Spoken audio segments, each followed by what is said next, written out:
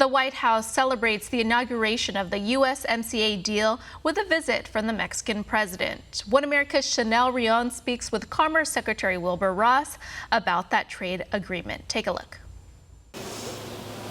2 years in the making, the Trump administration celebrates the inauguration of the USMCA, a trade agreement bound to be a large part of the Trump legacy in the decades to come.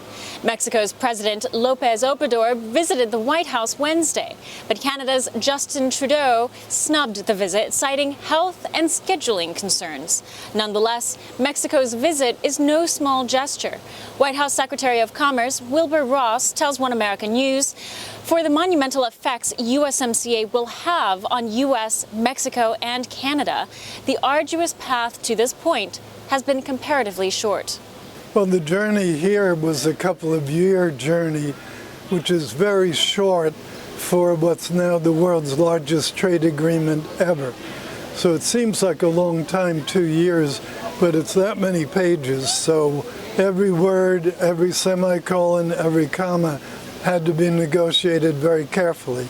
It was well worth the change because we have been having too big a trade deficit, and this will stimulate trade in both directions, but we believe it will increase our exports faster than the Mexican ones, and therefore will cut the deficit. The USMCA demolishes the festering NAFTA apparatus and streamlines trade between the three North American powerhouses. The ultimate goal? Bring manufacturing back to the Americas away from Southeast Asia and forge a stronger trade partnership between the three allies. Ross says companies are already returning to the Americas. Car companies, they're already making plans. You know, it takes quite a while to move production. This is complicated machinery, it's very sophisticated machinery. You have to reestablish supply chain. It's happening. People are cooperating.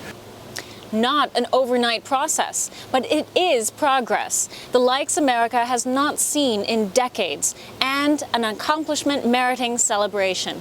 But Canada's snub to Wednesday's events was viewed not only as one against the U.S., but against Mexico in particular. Trudeau has expressed malcontent with Obrador's energy policies and has yet to meet with Mexico. But Canada has long been a problematic player in these negotiations. It was the last to finally sign the USMCA, and even now is a source of frustration among the American aluminum industry.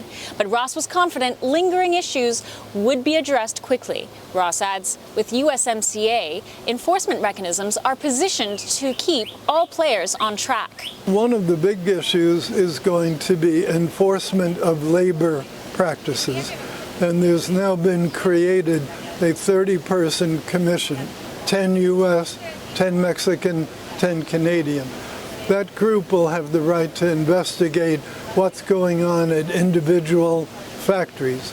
And if the factory doesn't let them in, they can consider that refusal as part of their determination. Mexican workers stand to benefit from such mechanisms. USMCA requires Mexico to raise its minimum wage for auto workers. That's an unprecedented kind of multinational agreement on labor. And I think that's going to be one of the most dramatic impacts, because the average Mexican laborer has not benefited from the old NAFTA. The visit Wednesday not only celebrates a landmark trade deal, but symbolizes, too, a growing alliance between the U.S. and Mexico. Rion, One American News, the White House. Want to see more videos like this? Click on the link below and subscribe to One American News on YouTube, and call your cable provider and kindly demand that One American News is added to your lineup. Call and subscribe today.